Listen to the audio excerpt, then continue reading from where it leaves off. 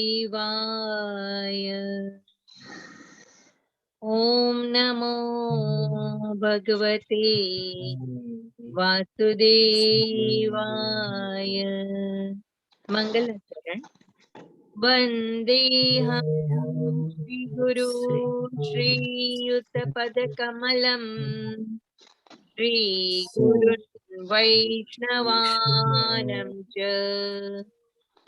श्रीरूपं साग्रजातं सहगण रघुनाथन्वितं तं सजीवम् साद्वैतं सावधूतं परिजनसहितं कृष्णचैतन्यदेवम् श्रीराधा कृष्णपादान् सहगणललिता श्रीविशाखान्विता च।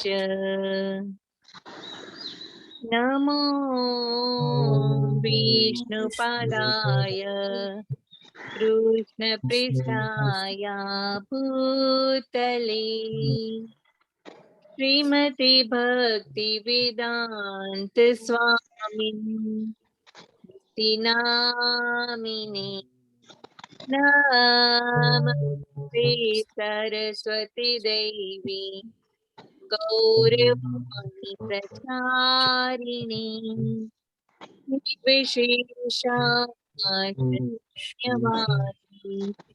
पाश्चात्य दीक्षाचारिणी।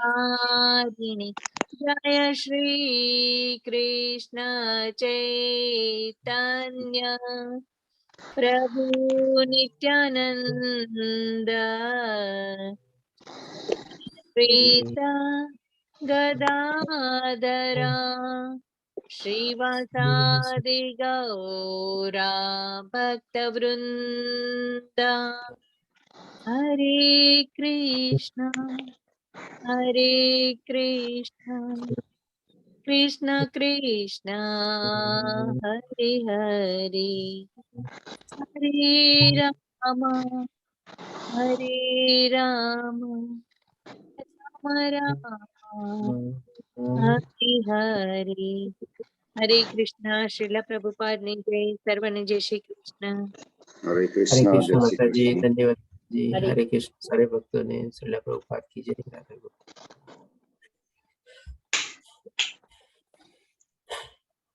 तो गई काले આપણે દૈવાસુર વિભાગ કમ્પ્લીટ કર્યો, બીજો ભાગ બી કમ્પ્લીટ કર્યો। આપણે ટોટલ 24 શ્લોકા લીધા। આપણે 21 શ્લોકમાં આપણે નોતા મિસ કર્યા। એકો એક શ્લોક આપણે બંને ભાગ મળીને કમ્પ્લીટ કર્યા, જેમાં પ્રથમ પહેલા આપણને ભગવાન શ્રી કૃષ્ણ 1 થી 6 શ્લોકમાં પહેલા 3 શ્લોકમાં દૈવી ગુણો બતાવે છે, 26 ગુણો, પછી આપણને અસુરી ગુણો બતાવે છે, અને પછી 7મા શ્લોકથી લઈને 18મા શ્લોક સુધી અસુર લોકોનો કેવો સ્વભાવ હોય છે, કેવી લોકોની કાર્ય કરવાની પ્રણાલિકા હોય છે, કેવી વિચાર કરવાની ક્રિયા હોય છે, કેવી મનસ્થિતિ હોય છે, બધું ભગવાન શ્રી કૃષ્ણ આપણને સમજાવે છે। અને પછી 19 થી 24મા શ્લોકમાં ભગવાન શ્રી કૃષ્ણ આપણને બતાવે છે કે એ લોકોને બધાને જે પ્રમાણે કાર્ય કરે છે, જેવું વિચારે છે અથવા જેવી મનસ્થિતિ હોય છે, તેનું કેવું પરિણામ આવે છે, અને કેવી રીતે ભગવાન શ્રી કૃષ્ણ આપણને બતાવે છે કે ભાઈ જે આપણે નરકના 3 દ્વાર છે, જો એનાથી આપણે બચી જઈએ તો આપણે આપણી આધ્યાત્મિક દુનિયામાં આપણી પ્રગતિ કરી શકીએ અને ભગવાનને પ્રાપ્ત કરી શકીએ। તો આ રીતે આપણે 16મો અધ્યાય કમ્પ્લીટ કર્યો, દેવાસુર વિભાગ્યો। અને એમાં પછી 23મા અને 24મા શ્લોકમાં ભગવાન શ્રી કૃષ્ણ કહે છે કે જે લોકો વિધિ વિધાનોનું પાલન નથી કરતા તો એને એવી ગતિ થાય છે, એ સમજાવે છે। એટલે એના ઉપરથી પછી અર્જુનનો પ્રશ્ન ઉભો થાય છે, જેમ આપણે ગઈકાલે કીધું કે 23 અને 24મા શ્લોકમાંથી અર્જુનના પ્રશ્ન ઉભો થશે। તો જે આપણે 17મો અધ્યાય છે, એનો જે પહેલો શ્લોક છે, તો એ પ્રમાણે આજે કવર કરશું 17મો અધ્યાય, જેનું નામ છે આપણે શ્રદ્ધાના વિભાગો અથવા તો શ્રદ્ધાત્રય વિભાગીઓ, એટલે કે શ્રદ્ધાત્રય એટલે 3 એટલે 3, એટલે કે શ્રદ્ધાના 3 વિભાગો। આવી રીતે આ અધ્યાય આપણે કહીશું। આજે આપણે 1 થી 13 શ્લોક કવર કરશું। ટોટલ 28 શ્લોક છે આમાં, બાકીના જે 14 થી 28 શ્લોક છે આપણે આવતીકાલે કવર કરશું। તો પહેલા શ્લોકમાં અર્જુન પૂછે છે, બધાને મ્યુટ કરી દઉં છું, પ્લીઝ પોતાને મ્યુટ રાખજો।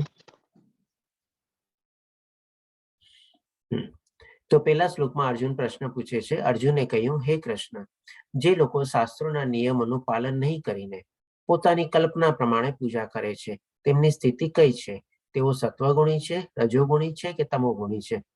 હવે આપણે જોઈએ છે કે આજની તારીખમાં બી આપણે ઘણા લોકો એવા હોય છે કે જે લોકોને શાસ્ત્રોની બધામાં છે ને વિશ્વાસ ન હોય, અથવા તો એને સાંભળવા બી રાજી ન હોય, અથવા તો એને માનવા બી રાજી ન હોય. પરંતુ શું હોય, પોતપોતાના હિસાબે કંઈક ને કંઈક એવી થિયોરી ચલાવે, કંઈક ને કંઈક એવી મનગઢંત પ્રમાણે ચલાવે, અને એ પ્રમાણે કે હા ભાઈ અમે જે કરીએ છીએ બધું બરાબર છે, અમે બધું આ પ્રમાણે ધર્મના પ્રમાણે જ કરીએ છીએ. એટલે કે એવી રીતે એ લોકો પોતાની ભક્તિ ચલાવતા હોય છે. પણ શું કહે, આપણામાં શાસ્ત્રમાં ને બધામાં છે ને આ બધી રીતોનું આપણે વિધિ વિધાનોનું કેવી રીતે પાલન કરવું, બધા નિર્દેશોને બધું આપેલા છે. તો એનું આપણે પાલન કરીને છે ને આપણે એને આચરવું જોઈએ. પણ શું આપણે પોતપોતાના હિસાબે ચાલીએ? જેમ કે ઘણા લોકો આપણને આજે કર્મની ડેફિનેશન કયો તો કે ભાઈ હું સારું કર્મ કરું છું ને બસ, એટલે થઈ ગઈ ભગવાનની પૂજા, નહીં થઈ ગઈ આપણે ભક્તિ. એટલે કે ભાઈ આપણે વર્ક ઇઝ વર્શિપ, અથવા તો આપણે કહી શકીએ કે ભાઈ માનવ સેવા એ માધવ સેવા સમજીને ચાલે.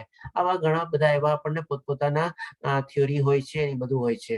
તો એ પણ આપણે ઓલરેડી સમજી ગયા 3જા અને 5મા અધ્યાયમાં કે ભાઈ જ્યાં સુધી આપણે કૃષ્ણ ભાવના યુક્ત ન થઈએ અને આપણે જ્યાં સુધી ભક્તિમાં ન પરોવાઈએ ત્યાં સુધી આપણા બધા જે કર્મ છે આપણે સકામ કર્મ કહેવાય છે ને, આપણને આ ભૌતિક દુનિયામાં બાંધે છે. હવે એવી જ રીતે બાકી બધા ચીજોમાં બી આપણે છે ને શાસ્ત્રના નિયમોનું બધાનું પાલન કરીને આપણે આગળ વધવું જોઈએ. તો એ જ ભગવાન શ્રી કૃષ્ણ આપણને આ અધ્યાયમાં કહેશે કે ભાઈ કેવી કેવી રીતે આપણી શ્રદ્ધા કેળવાય છે અને કેવા આપણે ગુણોમાં એ પ્રમાણે આપણું જીવન વ્યતીત કરીએ છીએ.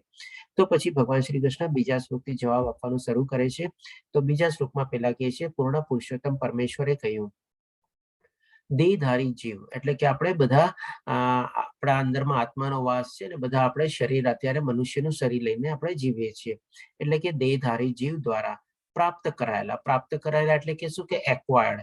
એટલે કે એવું નથી કે આપણે જે બધા ગુણો ને બધું કેળવીએ છીએ બધા રાતોરાત ને બધું થઈ જાય છે. આપણે આસ્તે આસ્તે આસ્તે એને કેળવીએ છીએ. એ પણ ચીજ ભગવાન શ્રી કૃષ્ણ આપણને સમજાવશે. એટલે કે શું આપણે કહેવાય છે કે પ્રાપ્ત કરાયેલા પ્રકૃતિના ગુણો પ્રમાણે.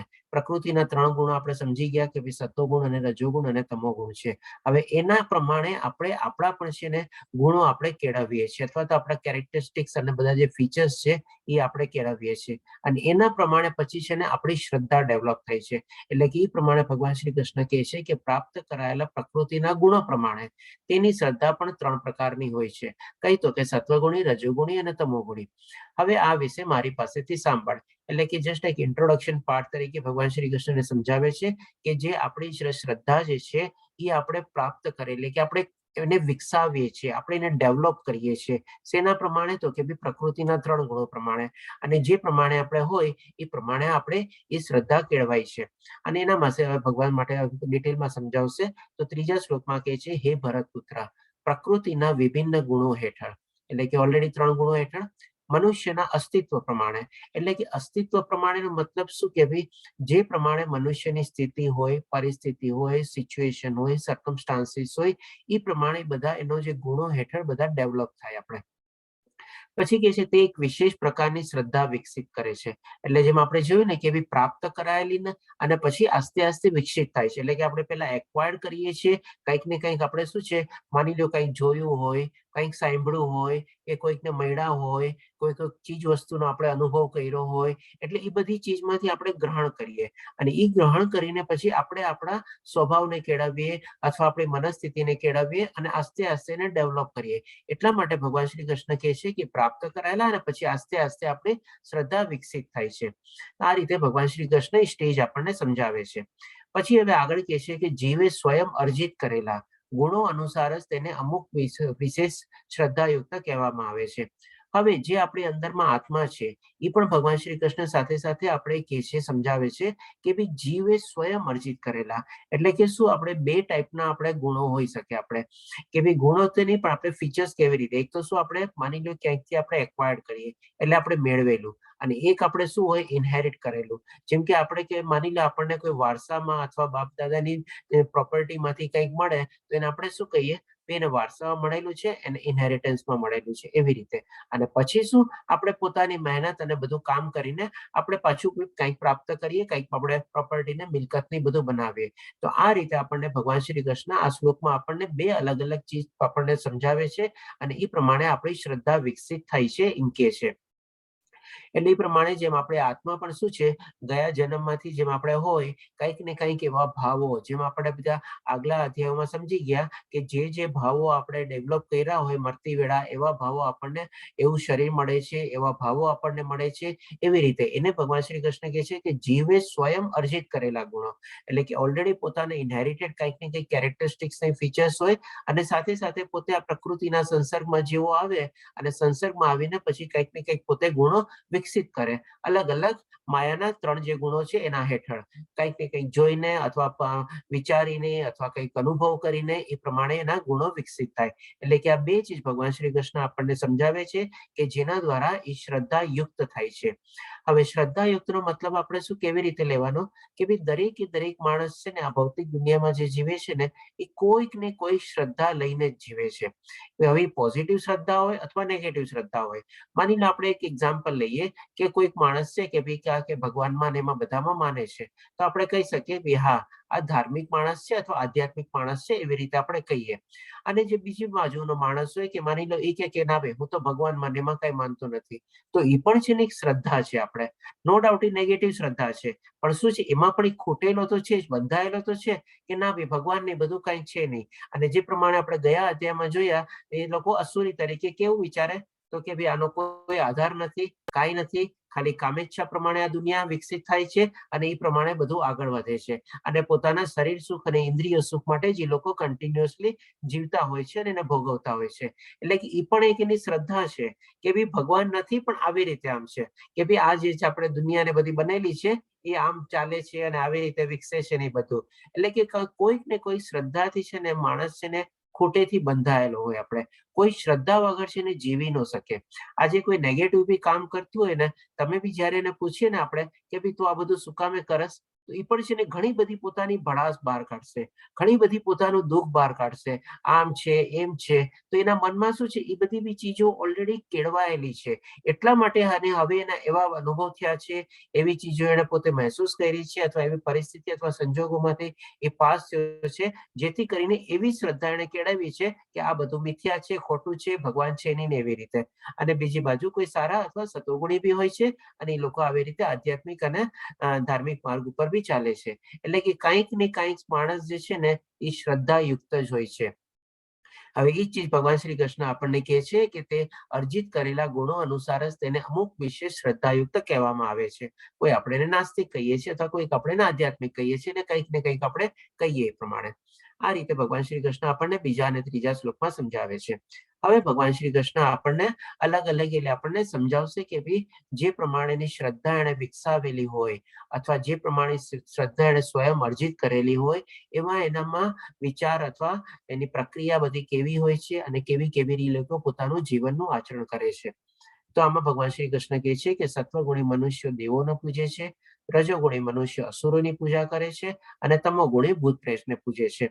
આ ચીજ આપણે ઓલરેડી આગલા અધ્યાયમાં બી કવર કરી ગયા છે કે કેવી કેવી રીતે જે ત્રણેય ગુણોમાં જીવતા હોય છે, કોને કોને એ લોકો પૂજે છે અને એના પ્રમાણે કેવી કેવી ગતિ થાય છે એ લોકોની. પછી હવે 5મા અને 6ઠ્ઠા શ્લોકમાં ભગવાન શ્રી કૃષ્ણ હજી હવે કહે છે આપણને, જેમાં આપણને અસુરની આપણને વ્યાખ્યા બી સમજાવશે શ્રદ્ધા અને સંબંધિત લઈને, કે જે ઓલરેડી ભગવાન શ્રી કૃષ્ણ આપણને ગયા અધ્યાયમાં સમજાવેલી છે, પણ શ્રદ્ધાના અનુકૂળ કેવી રીતે અસુરની વ્યાખ્યા બંધાય છે એ પણ આપણે જોઈએ.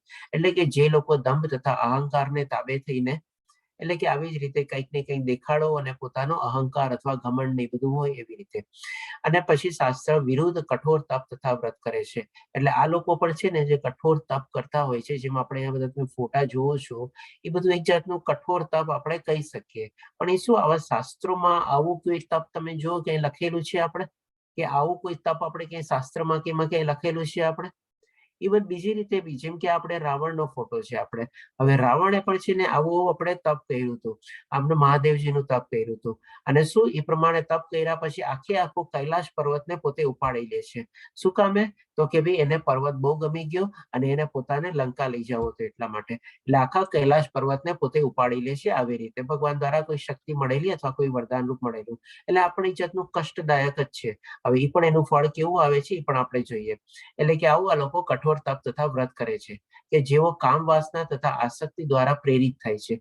હવે કંઈક ને કંઈક આસક્તિ હોય, જેમ કે આમાં પણ આપણે શું કે ભાઈ એ જ એક્ઝામ્પલ લઈએ, જેમ કે રાવણને શું ઈચ્છા થઈ કે ભાઈ હું આને આખા કૈલાશ પર્વતને ઉઠાવીને લંકા લઈ જાઉં.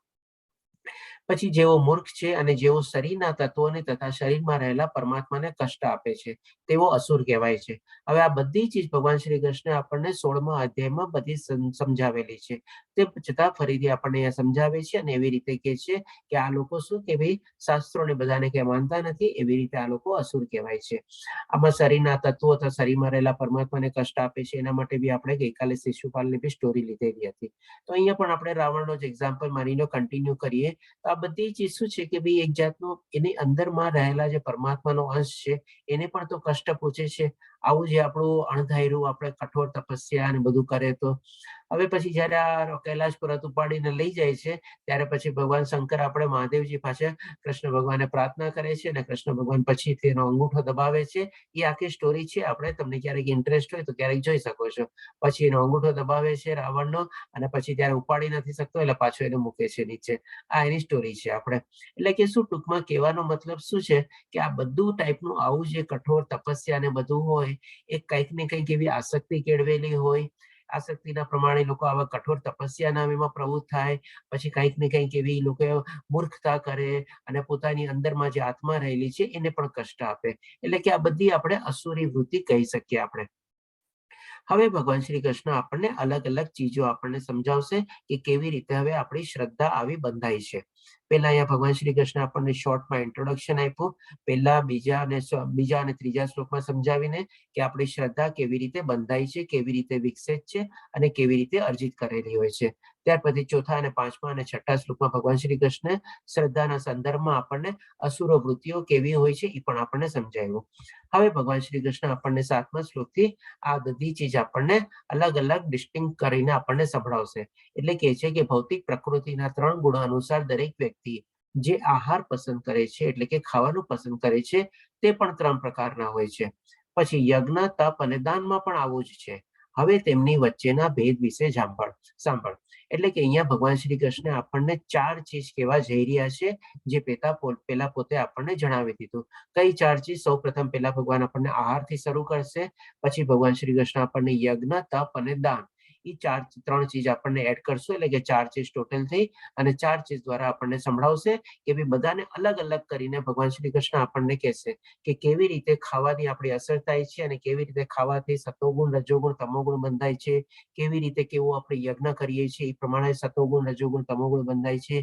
કેવું આપણે તપ કરીએ છીએ એ પ્રમાણે સતોગુણ, રજોગુણ, તમોગુણ બંધાય છે.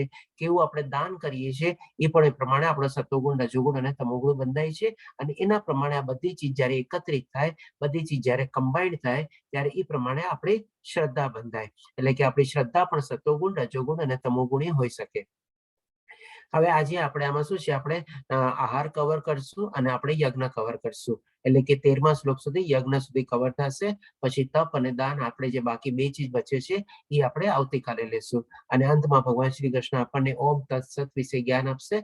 એ પણ આપણે આવતીકાલે કવર કરશું, જેમાં ભગવાન શ્રી કૃષ્ણ આપણને 25, 26, 27, 28 શ્લોકમાં સમજાવે છે આપણે. તો હવે આપણે જોઈએ ભગવાન શ્રી કૃષ્ણ આપણને શું કહે છે. તો આપણે આહારથી શરૂ કરીએ. આપણે બહુ સરસ મજાના ફોટા આવશે આપણી સામે. આપણે જયારે કિડ્સના બેચ લેતો ત્યારે આ ફોટા આવતા ને એ લોકો એટલા ખુશ થઈ જતા ને, અરે વાહ, there is a Cheetos also. અરે વાહ, so good food. બધું કારણ કે ઇંગ્લિશમાં લેતો ત્યારે કિડ્સના, એટલે એ લોકો એટલા ખુશ થતા ને, એ લોકોને મજા આવતી ને આ બધા ફોટા જોઈને. વાહ, what a good, these are all these things are in Bhagavad Gita also. એ લોકો એવી રીતે એમ કહેતા. તો હવે ભગવાન શ્રી કૃષ્ણ 8મા શ્લોકમાં કહે છે આપણને જે અન્ન સત્વગુણી મનુષ્યને પ્રિય છે તે આયુષ્ય વધારનાર એટલે કે એના કેરેક્ટરિસ્ટિક્સ આપણને બતાવે છે. જીવન શુદ્ધ કરનાર અને બળ, સ્વાસ્થ્ય, સુખ તથા તૃપ્તિ આપનારું છે. અહીંયા આપણને 4 થી 5 કેરેક્ટરિસ્ટિક્સ આપણે બતાવે છે સત્વગુણી ફૂડની. આવું અન્ન રસયુક્ત હવે ફૂડ કેવું હોય છે અથવા ખોરાક કેવો હોય છે એ પણ આપણને વર્ણવે છે. આવું અન્ન રસયુક્ત એટલે કે જ્યુસી, સ્નિગ્ધ એટલે કે સરસ મજાની સુગંધની બધું બી આવતું હોય, પોષણ કરનારું તથા હૃદયને ભાવે એવું હોય છે. હવે જ્યારે હૃદયને ભાવે છે એ આપણને સુકામે અને કેવું સરસ લાગે છે પણ આપણે આગલા શ્લોકોમાં બધામાં સરસ રીતે આપણે સ્લાઇડમાં સમજશું આપણે. તો આ રીતે ભગવાન શ્રી કૃષ્ણ અહીંયા સૌથી પહેલા આપણને સત્વગુણી જે ફૂડ હોય છે અથવા જે આપણો ખોરાક હોય છે એનાથી આપણે શરૂઆત કરે છે. તો આપણે અહીંયા તમે ફોટા જોઈ શકો છો. આપણે એક સરસ મજાનું પાતળ છે, આપણે એક ટાઈપનો પ્રસાદ છે આપણે, કે ઘણા આપણા મંદિરોમાં ને આવી રીતે પ્રસાદ ને બધું જે ભોગ હોય એ ધરવામાં આવે છે અને પછી આપણે એને પ્રસાદ તરીકે ગ્રહણ કરીએ છીએ. આમાં આપણે ફળ છે, બધું હોય છે, રાઈસ છે, પૂરી છે, કંઈક એવી મીઠાઈ છે, બધું આપણે આવી જાય છે. અને સરસ મજાનું ઘી અને એમાં બધામાં બનેલું હોય છે અને બધું સત્વગુણી ફૂડ હોય છે. આપણે પછી અહીંયા કોઈ ટાઈપનું આપણે ફ્રૂટ સલાડ કે ટાઈપનું છે અને અહીંયા પણ બધા ફ્રૂટ્સ છે, સાથે ડ્રાય ફ્રૂટ્સ ને બધું બી છે આપણે. તો આ બધી ચીજ આપણે સત્વગુણી વાળી ફૂડ છે આપણે.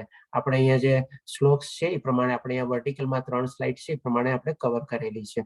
પછી એકવાર આપણે જોઈ લઈએ કે અલગ અલગ ચીજ જે ભગવાન શ્રી કૃષ્ણ કહે છે હવે રજોગુણી ફૂડ માટે, એટલે કે અતિશય કડવું, ખાટું, ખારું, ગરમ, તીખું, લીખું તથા બળતરા કરનારું અન્ન રજોગુણી મનુષ્યને પ્રિય હોય છે. આવા અન્ન દુઃખ, શોક તથા રોગ ઉત્પન્ન કરનારા હોય છે. હવે એવી જ રીતે આપ જોઈ શકો છો અહીંયા રજોગુણી ફૂડ છે આપણે, આવા બધા જે પેકેટ્સ માર્કેટમાં મળે છે આપણે, જેમાં હવા વધારે હોય છે અને બાકીનું ખાવાનું કન્ટેન્ટ બહુ ઓછું હોય છે આપણે. અને આવું બધું આપણે તેલ મરચાના વઘારમાં ને બધામાં બનાવેલું હોય છે અને બહુ તીખું ને બધું હોય છે. એટલે એક ટાઈપનું આપણે બધું આપણે હોટ એન્ડ સ્પાઇસી ફૂડ જે હોય એ આપણે લઈ શકીએ છીએ. તો જે રજોગુણી હોય છે જેને આપણે બધી ઈચ્છાઓ અને બધામાં પાછળ પડે છે કે ભઈ આ મેળવી લો, ઓલું મેળવી લો, આમ કરી લો, તેમ કરી લો, એ લોકોને મોસ્ટલી આપણે રજોગુણી ફૂડ વધારે પસંદ હોય છે. અને પછી લાસ્ટમાં ભગવાન શ્રી કૃષ્ણ તમોગુણી ફૂડ વિશે બી આપણને બતાવે છે કે ભોજન કરવાના 3 કલાક પહેલા રાંધેલું, સ્વાદવિહીન, એટલે કે ડેફિનેટલી આપણે આ બધું જે વાસી ફૂડ હોય એમાંથી સ્વાદ બી પછી આસ્તે આસ્તે વયો જાય. બગડેલું તથા દુર્ગંધ મારતું, એઠું તથા અસ્પૃશ્ય વસ્તુઓનું બનેલું ભોજન એવા લોકોને પ્રિય હોય છે કે જેઓ તમોગુણી છે. હવે આમાં સાથે સાથે આપણે થોડા ઘણા એવા પીણા બી આવી જાય છે જે પ્રમાણે આપણે આ પિક્ચરમાં જોઈ શકો છો. કેવું આપણું સડેલું, વાસી ને બધું ખાવાનું હોય છે.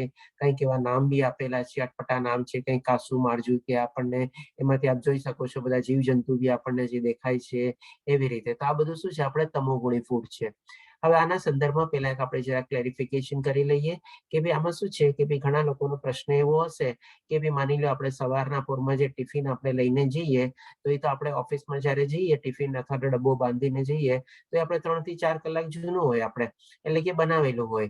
તો હવે એમાં સંદર્ભમાં આપણે શું છે ક્લેરિફિકેશન છે કે ભાઈ પહેલાના વખતમાં શું છે આ બધી આપણને સુવિધા અને સગવડ છે ને બધી ઉપલબ્ધ નહોતી. એટલે ત્યારે છે ને આવું બધું જે આપણે ખોરાક બનાવતા અને એ નોર્મલી બનાવીને તરત ને તરત આપણે એને ગ્રહણ કરવામાં આવતું, કારણ કે એની બધામાં એવા બધા પ્રિઝર્વેટિવ્સ નહોતા નખાતા, એવી બધી આપણે સુખ સગવડ નહોતી કે જેમાં બધું આપણું રાંધેલું ફૂડ આપણે રાખી શકીએ.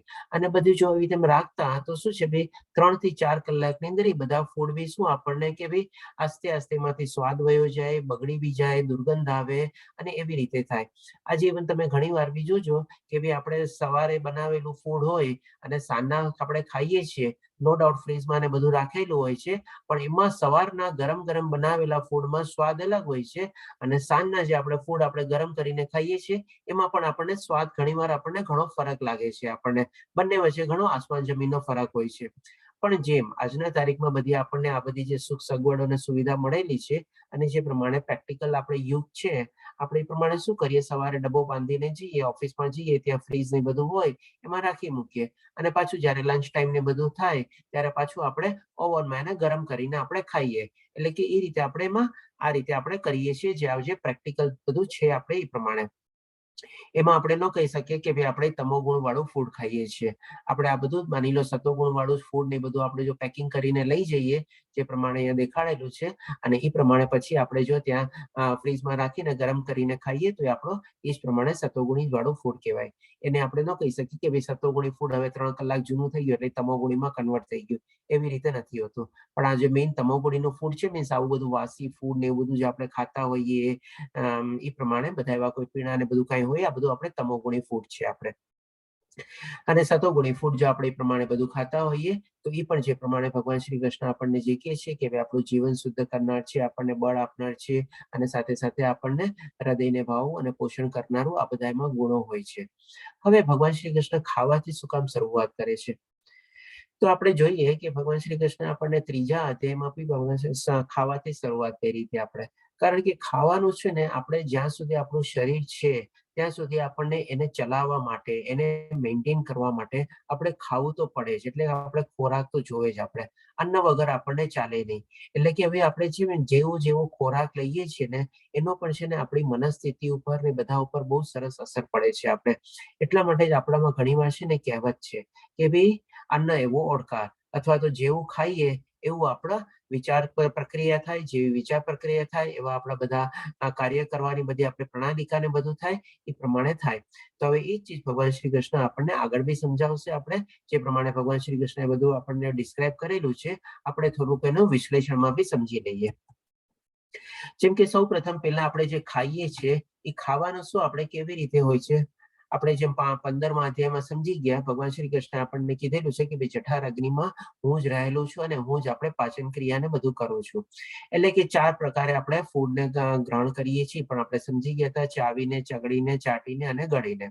હવે જ્યારે ફૂડ આપણે અંદરમાં જાય છે અને જે પ્રમાણે ડાયજેસ્ટ થાય છે, પછી શું છે એમાંથી જે નાનામાં નાનો અથવા જે એકદમ સૂક્ષ્મ ઘટક હોય ને, એ શું છે આપણે આપણા મન અને બુદ્ધિ સુધી પહોંચે છે. આપણે અથવા તો આપણે ચેતના જે પ્રમાણે કીધેલું છે એ પ્રમાણે.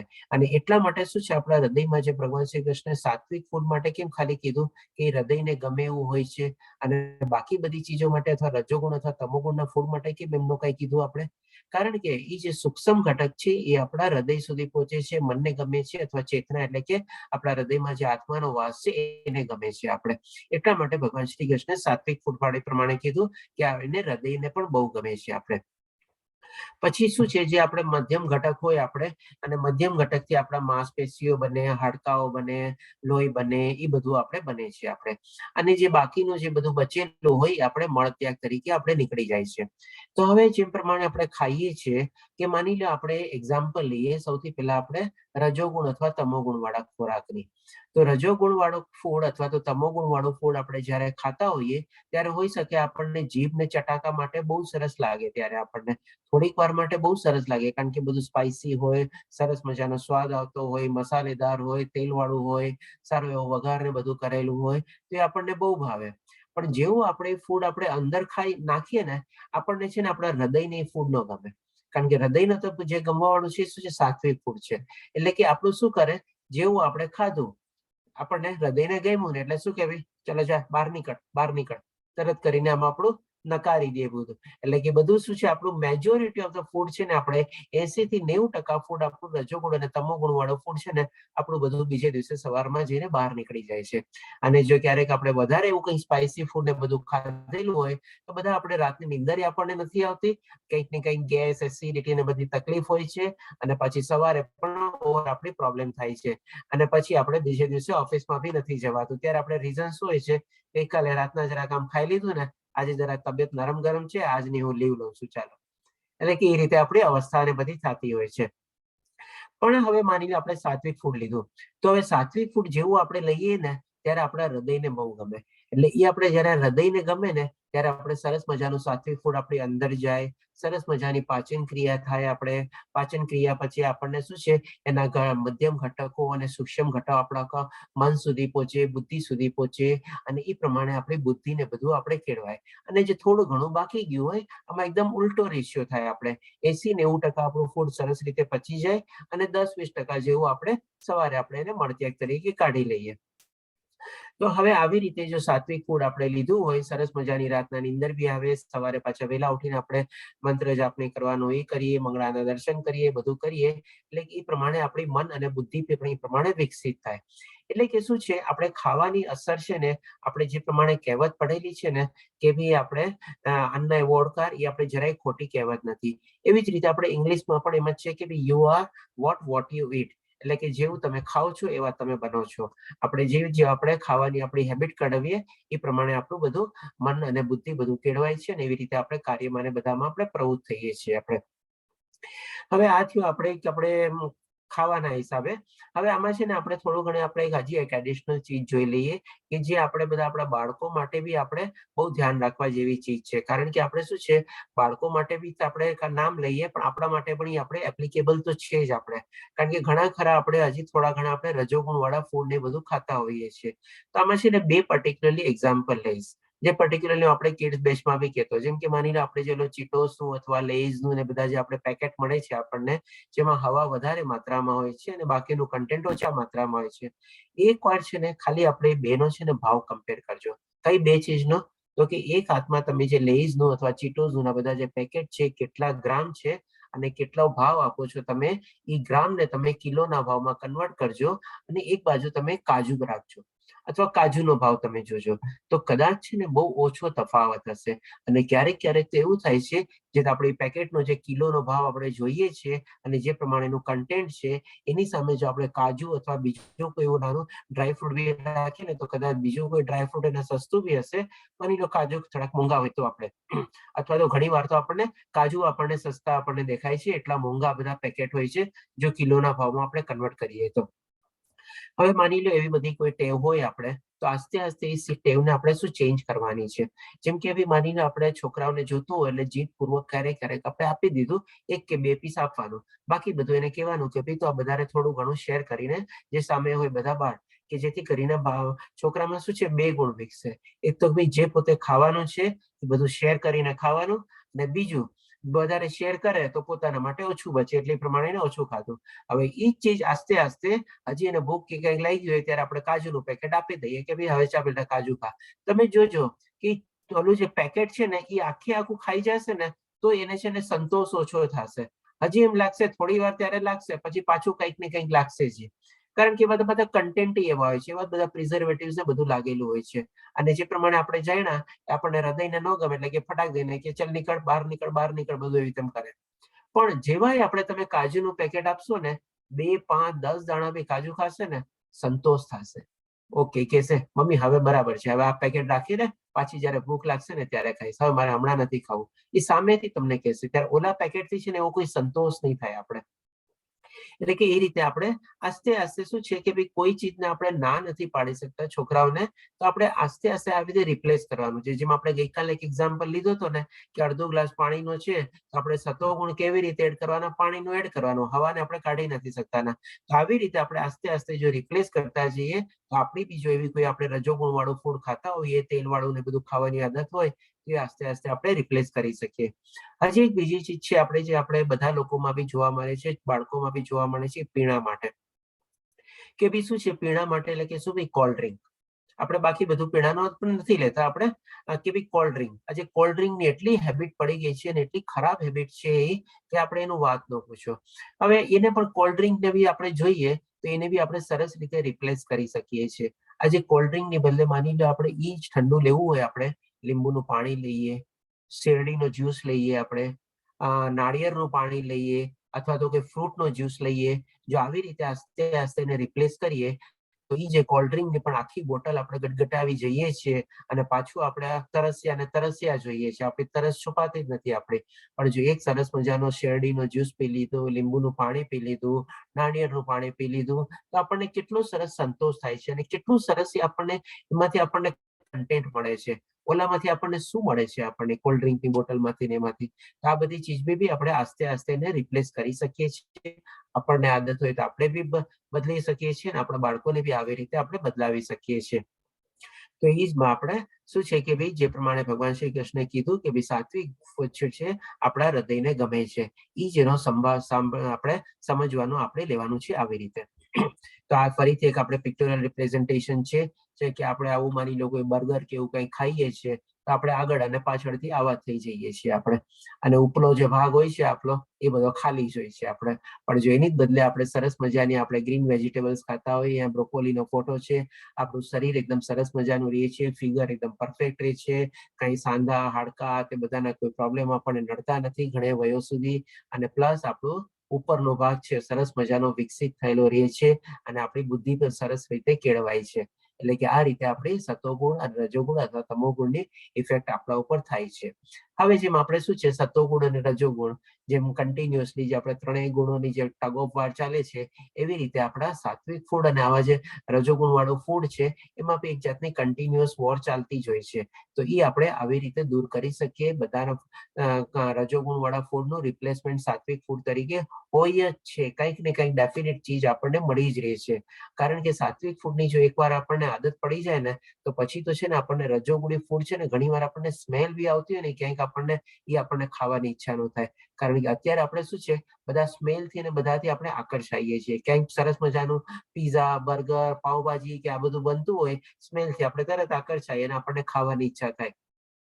પણ એની જ બદલે જો આપણે એકવાર સતોગુણી ફૂડ ખાઈ લીધું અને એનો ચટાકો જો આપણને લાગી ગયો કારણ કે આપણને હૃદયને ભાવે છે અને એને ગમે છે અને બધું આપણા બુદ્ધિ અને મન આપણે સરસ રીતે વિકસી જાય છે ત્યારે આવી સ્મેલ બી આવતી હોય ને આપણને આકર્ષણ નહીં થાય. આપણે ઉલટા એનાથી ત્યારે હવે દૂર થશું. ઓટોમેટિકલી જ આપણને થશે ના હવે એ બધું ખાવાની જ ઈચ્છા જ નથી, ગમતું જ નથી, ભાવતું જ નથી, છોડ ને બધું હવે શું છે કઈ આપણને એવી કઈ આપણે કેળવી થઈ જાય. આપણે આ રીતે આપણે ખાવા ઉપર થોડુંક આપણે સ્લાઇડ ટાઈમ વધારે લેશું આપણે.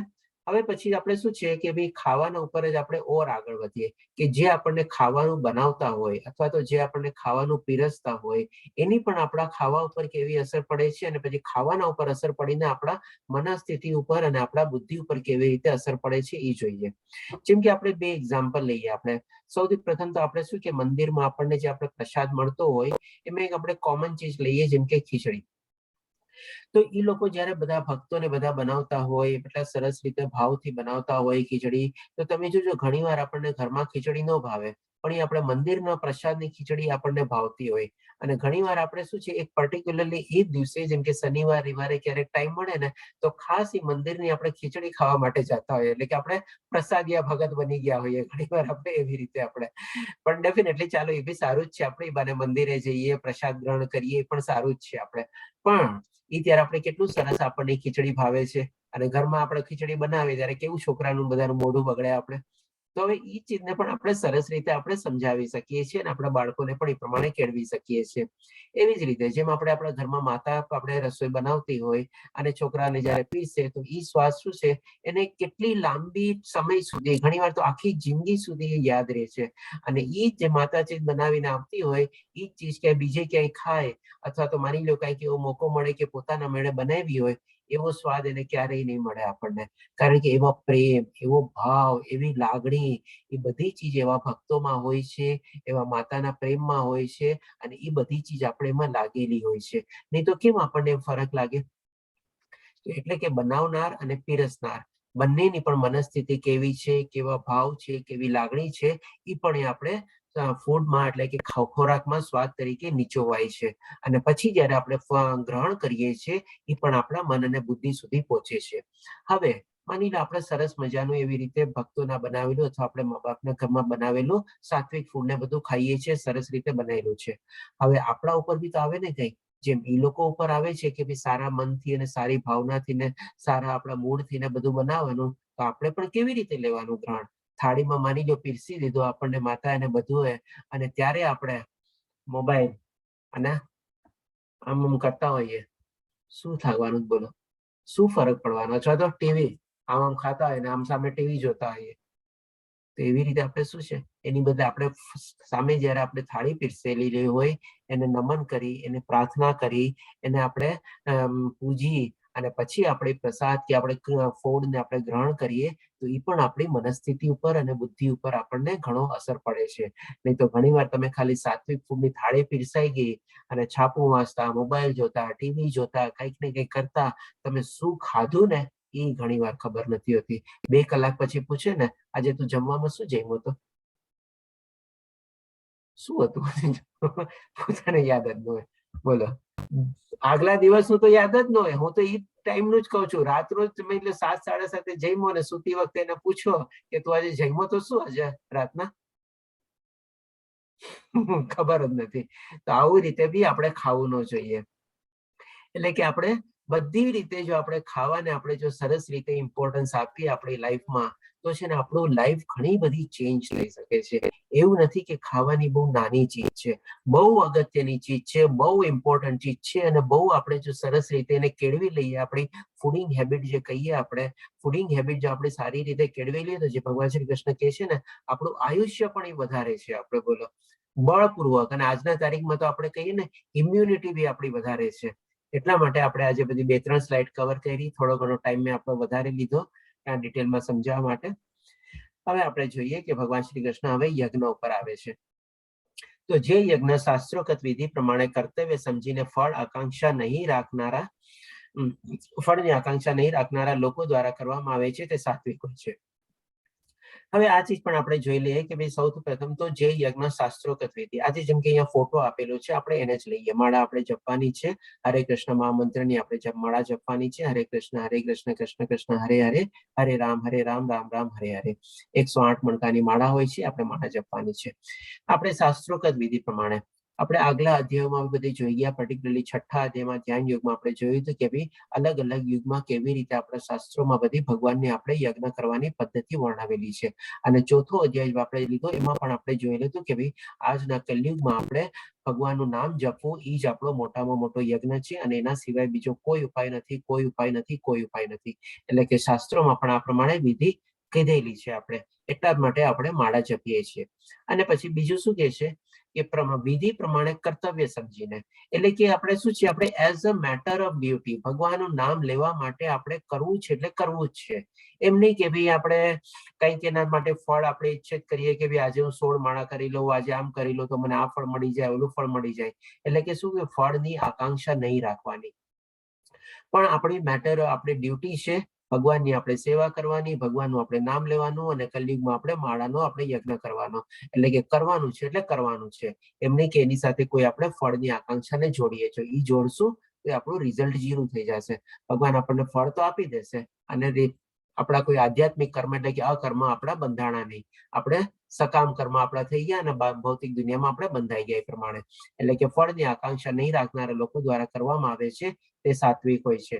એટલે કે આ રીતે જો આપણે માળા જપતા હોઈએ તો એ આપણા સાત્વિક આપણા કર્મ કહેવાય, અથવા સાત્વિક યજ્ઞ કહેવાય, જે પ્રમાણે આપણે કલયુગમાં છે એ પ્રમાણે.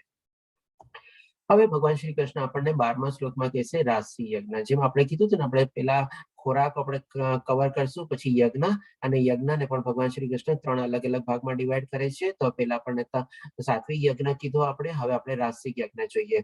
પરંતુ હે ભરત શ્રેષ્ઠ, જે યજ્ઞ અમુક દુન્વયી લાભ માટે કે ગર્વ ખાતર કરવામાં આવે છે તેને તું રજોગુણી જાણ. હવે આ બધાના સંદર્ભમાં છે ને, અહીંયાથી આપણે યજ્ઞ, તપ અને દાન એ બધી ચીજમાં છે ને આપણે હું એક બધા એક્ઝામ્પલ આપીશ કે જેથી કરીને એક્ઝામ્પલથી છે ને આપ બધા કનેક્ટ કરી શકો અથવા સમજી બી શકો કે કેવી રીતે આ બધું થાય છે. જેમ આપણે અહીંયા માની લો યજ્ઞનો ફોટો આપેલો છે. હવે અહીંયા જે પ્રમાણે લખેલું છે કે ભાઈ દુન્વયી લાભ કે ગર્વ ખાતર કરવામાં આવે છે. તો આપણે એક એક્ઝામ્પલ લઈએ. જેમ કે માની લો આપણે કોઈક નવું ઘર લીધેલું હોય, અને નવું ઘર લીધેલું હોય આપણે કંઈક હોમ હવન કે એનું આપણે રાખેલું છે, અને એ હોમ હવનમાં આપણે જે એનું ઘર લીધેલું હોય એ દંપતી અથવા એ કપલ આપણે કરવા માટે બેઠા છે, અને કોઈ પંડિતજીને બી બોલાવ્યા છે, એ પ્રમાણે યજ્ઞ ને બધું ચાલે છે. હવે પંડિતજી પ્રમાણે થોડા ઘણા આપણે શાસ્ત્રો ઉચ્ચારણ બધું કરે, વેદ મંત્રો ને બધાનું ઉચ્ચારણ કરે, પછી ત્યારે દંપતી લોકો બેઠા હોય, જે પ્રમાણે સ્વાહા સ્વાહા કરવાનું કે બધું કરે. પછી થોડીક વાર પછી શું કે પંડિતજી, ઓકે હવે આપનું કામ પૂરું થઈ ગયું, હવે હું આગળ ચલાવીશ, આપ આપના હિસાબે ઉભા થઈને આપણે જે હોય બધું કરી શકો છો. ત્યારે દંપતી લોકો શું હોય, એની રાહ જોઈને જ બેઠા હોય કે ક્યારે મને પંડિતજી ઉભા થવાનું કે. શું કામે? તો કે ભાઈ ઉભા થઈને પછી જે બધાને એ લોકો યજ્ઞ અથવા જે હવન કરવાનો છે, બધા લોકોને બોલાવ્યા છે ને આમાં એટેન્ડ કરવા માટે, એને જઈને મળું. હવે એને મળવાનો ઉદ્દેશ શું હોય, તો કે ભાઈ બધાને દેખાડવું, આ જો અમારો નવો ઘર, આ મારો નવો બંગલો, આ તેમ આવી રીતે. બાકી યજ્ઞ અને હવન તો શું પછી સાઈડમાં એના નામ પ્રમાણે ચાલતું હોય. જે મેઇન જે મોટિવ હોય ને એ આ જ પ્રમાણે બધાને ત્યાં આમંત્રિત કરવામાં આવેલા હોય કે જે આવી લોકોને મારો વૈભવ જોવે, બધું આવી રીતે આમ જોવે. અને કંઈક એમાં ક્યારેક બીજો કોઈ બી ઉદ્દેશ હોય, કોઈક એવા છોકરા છોકરી મોટા થતા હોય તો એનું બી ચોખ્ઠું પેઠવાનું બધું એવા ઉદ્દેશ રીતે એ લોકો કરતા હોય. એટલે કે શું કે ભાઈ દુન્વયી લાભ, એટલે કે શું દુન્વયી લાભ આમાં શું હોય કે ભાઈ આવીને બધા મારો વૈભવ જોવે, મારી પ્રતિષ્ઠા જોવે, મેં કેવું બધું કરેલું છે ને બધું જોવે. અને કોઈ ગર્વ ખાતર, એટલે કે આવીને બધા લોકો મને પૂછે કે ભાઈ તમે કેમ કર્યું, આમ કર્યું, તેમ કર્યું, શું કર્યું. ત્યાં છે ને બધાને શું દેખાડતા હોય, આટલા બેડરૂમમાં નોર્થ ઓપનના, સાઉથ ઓપનના, માર્બલ, આ ગ્રેનાઇટ, આ રીતે એવી રીતે. તો આ રીતે એ લોકો કન્ટિન્યુઅસલી પ્રમાણે વર્ણવતા હોય. અને જે હવન જે મેઇન આપણે કરવાનું છે એ તો ખાલી નામ ખાતર થયેલો હોય છે. બાકી જે આપણે કહીએ આ રીતે ફરતાની ભાવનાને અથવા પોતાની જે બધી જે પ્રક્રિયા હોય છે એ પ્રમાણે પ્રગટ થતી હોય છે, બધાને બોલાવવા પાછળનો જે હેતુ હોય. એટલા માટે આપણે એને રજોગુણી તરીકે ભગવાન શ્રી કૃષ્ણ કહે છે. હું એમ નથી કહેતો કે એકચ્યુઅલ બધી જ જગ્યાએ આવી રીતે થતું હશે, કોઈ કોઈ જગ્યાએ સાચા રીતે બી થાય છે. જેમ કે ઘણી વાર લોકો આજે લગ્ન પહેલા આપણે ગ્રહ શાંતિ ને બધું કેવી એવા બી યજ્ઞ કરાવે છે. તો એવી રીતે બી ક્યારેક ક્યારેક સારી ભાવનાથી બધેથી કરેલા હોય તો એ રીતે બી થાય છે. પણ મોસ્ટ ઓફ ધી મેજોરિટી આજની તારીખમાં બધા યજ્ઞ આ લોકો આવી રીતે કરતા હોય છે. એટલે ભગવાન શ્રી કૃષ્ણને કહે છે કે રજોગુણી છે. પછી હવે લાસ્ટમાં જોઈએ આપણે 13મા શ્લોકમાં ભગવાન શ્રી કૃષ્ણ આપણને તમોગુણી યજ્ઞ કહેશે. એટલે કે જે યજ્ઞ શાસ્ત્રોક્ત નિર્દેશોની ઉપેક્ષા કરીને, એટલે કે એમાં કોઈ આવા રીતે નિર્દેશ કરેલા હોતા નથી, કોઈ આવા ડાયરેક્શન હોતા નથી. જે આપણે આગલી સ્લાઇડમાં બી એકવાર જોયું, ઊંધા માથે જમીનમાં નાખેલું છે ને એવું બધું, રાવણનું બી એક્ઝામ્પલ જોયું એ બધી રીતે. પ્રસાદ વેચ્યા વિના, ડેફિનેટલી આમાં કોઈ જાતનું કોઈ પ્રસાદ વેચવાનું બી કોઈ સિસ્ટમ કે કઈ હોતી નથી. વેદ મંત્રોના ઉચ્ચારણ વગર કોઈ વેદ મંત્રો કે બધી ઉચ્ચાર આવી કોઈ શાસ્ત્રોમાં નિર્દેશ જ ન કરેલા હોય તો પછી વેદ મંત્રો જ આવે ક્યાંથી એમાં. અને પુરોહિતોને પણ દક્ષિણા આપ્યા વિના, એટલે કે ભાઈ વેદ મંત્રોને બધું કઈ ઉચ્ચારણ ન હોય, પ્રસાદ આપવાનો હોય, દક્ષિણા ન આપવાનો, તો પુરોહિતને બી ઘણી વાર તો એને બોલાવતા ન હોય. એટલે કે આપ્યા વિના અને શ્રદ્ધા વગર કરવામાં આવે છે તે સામસી યજ્ઞ ગણાય છે. હવે આના સંદર્ભમાં બી મેં જેમ આપણને કીધું હતું આપણે દેવાસુર વિભાગ યોગમાં કે આપણે એક ભસ્માસુરની આપણે સ્ટોરી લેશું. તો આપણે આ અહીંયા ભસ્માસુરની સ્ટોરી છે, અહીંયા તમારે આપણે આ ભસ્માસુર છે. હવે આનું નામ ભસ્માસુર શું કામ પડ્યું એ પણ આપણે જોશું. તો આવી રીતે એક આપણે અસુર હતો કે જે મહાદેવની બહુ કઠોર તપસ્યા કરે છે. કઠોર તપસ્યા કેવી રીતે કરે છે, આજે તમે જોશો ને આ બધા કેરેક્ટરિસ્ટિક્સ આમાં જોવા મળશે. પેલા તો શું છે, પોતાના અંગને બધા ઉપર પોતે કાપી કાપીને બધે પોતાના કંઈક લોહીની કે પછી હાડકા માંસ કે બધાની આ જે અહીંયા અગ્નિ પ્રગટાવેલી છે એમાં આહુતિ આપે છે અને મહાદેવને પ્રસન્ન કરવાની કોશિશ કરે છે. પણ મહાદેવજી પ્રસન્ન નથી થતા. પછી શું કરે છે, આસ્તે આસ્તે પોતે પોતાના કંઈક ને કંઈક અંગ કાપે છે. આંગળી કાપી, આ કાપ્યું, તે કાપ્યું, એ અંગ કાપીને એમાં આહુતિ તરીકે આપે છે. તો પણ મહાદેવજી પ્રસન્ન નથી થતા. પછી અંતમાં જયારે જોવે છે કે ભાઈ નથી થતું, ત્યારે પોતે પોતાનું ગળું કાપવા માટે રેડી થઈ જાય છે અને ગળું કાપીને પોતે એને આહુતિમાં દેવા માટે તૈયાર થાય છે. ત્યારે ભગવાન શંકર મહાદેવ પ્રગટ થાય છે અથવા અવતરિત થાય છે, અથવા તો તેને જબરજસ્તી થવું પડે છે એટલા માટે. અને કે છે કે બોલ તારે શું જોવે છે? તો આ કે છે કે ભાઈ મને એવું વરદાન આપો કે જેના માથા ઉપર હું હાથ મૂકું એ ત્યાં ને ત્યાં બળીને ભસ્મ થઈ જાય. એટલે ભગવાન શંકર વિચારે છે કે ભાઈ આ છે તો અસુર, પણ હવે જયારે પોતાનું માથું કાપવા બેઠો છે તો ચાલ ઠીક છે ભાઈ, હવે જેમ આપણે ઘણી વાર આપણે છોકરા લોકો બહુ જીદ કરતા હોય ને એવી રીતે હોય ત્યારે કે ચલ જા લઈ જા બેટા, જેમ કરવું એ પ્રમાણે આપી દે છે વરદાન. હવે એટલે કે આનું નામ ભસ્માસુર પડે છે. હવે કરે છે શું પોતે, તો કે ભાઈ તરત ને તરત એને એક્સપેરિમેન્ટ કરવા માટે મહાદેવજીના માથા ઉપર હાથ મૂકવા માંગે છે કે ભાઈ મને પેલા તમારા માથા ઉપર હાથ મૂકવા દો કે તમે જે મને વરદાન આપ્યું છે એ કેટલું સાચું છે ને કેવી રીતે છે, કે તમે ભસ્મ થાવ છો કે નહીં એવી રીતે. પછી મહાદેવજી ત્યાંથી ભાગે છે. આપણે પછી પાછું આપણે ભગવાન શ્રી કૃષ્ણ આપણે શરણે જાય છે અને એમને કહે છે. ત્યાર પછી ભગવાન શ્રી કૃષ્ણનું સુદર્શન ચક્ર આવે છે અને આનો વધ કરે છે.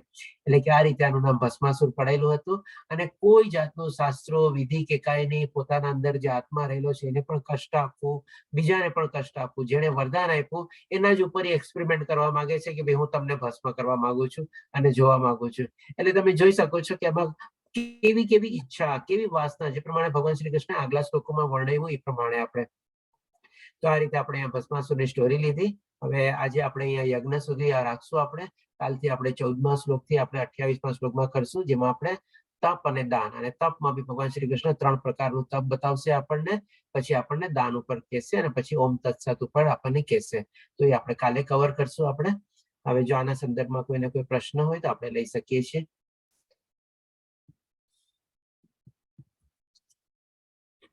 હરે કૃષ્ણ.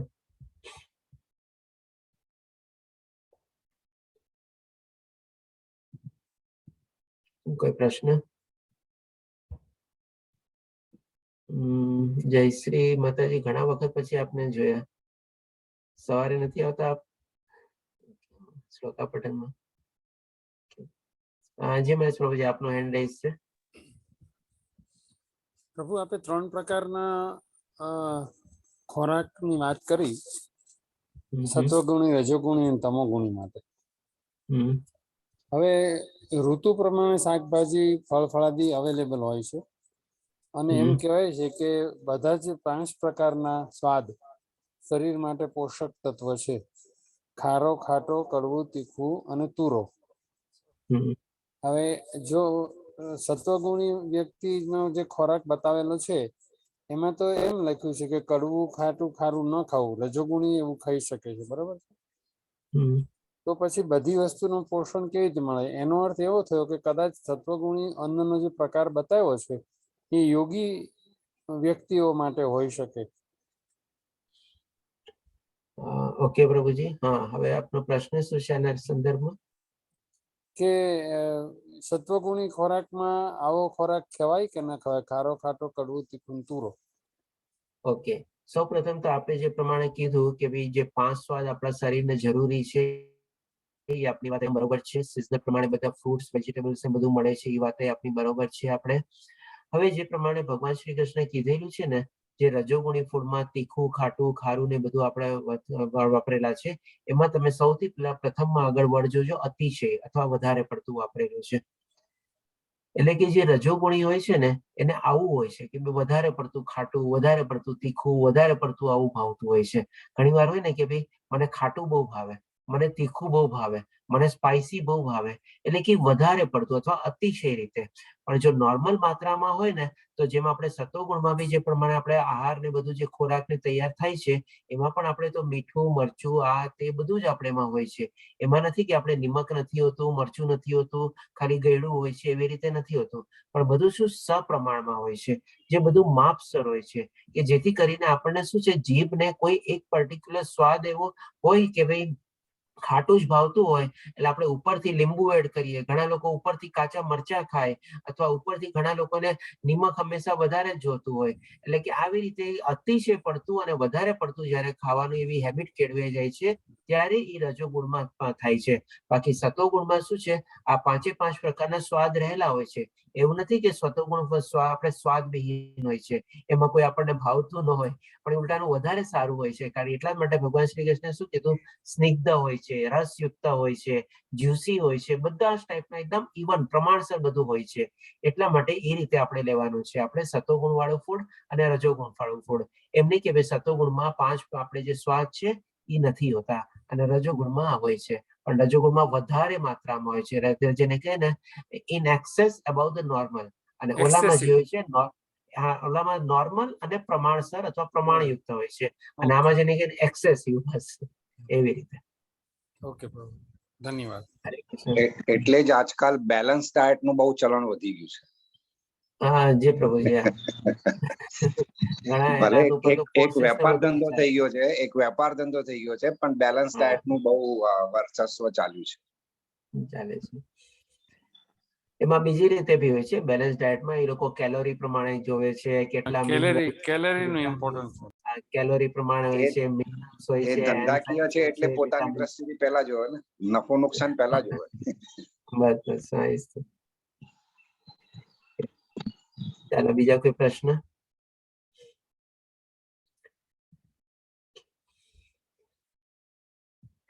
ઓકે, તો ચાલો આપણે કાલે ફરીથી મળશું. આપણે કાલે આપણે 14 થી આપણે બાકીના શ્લોક કવર કરશું.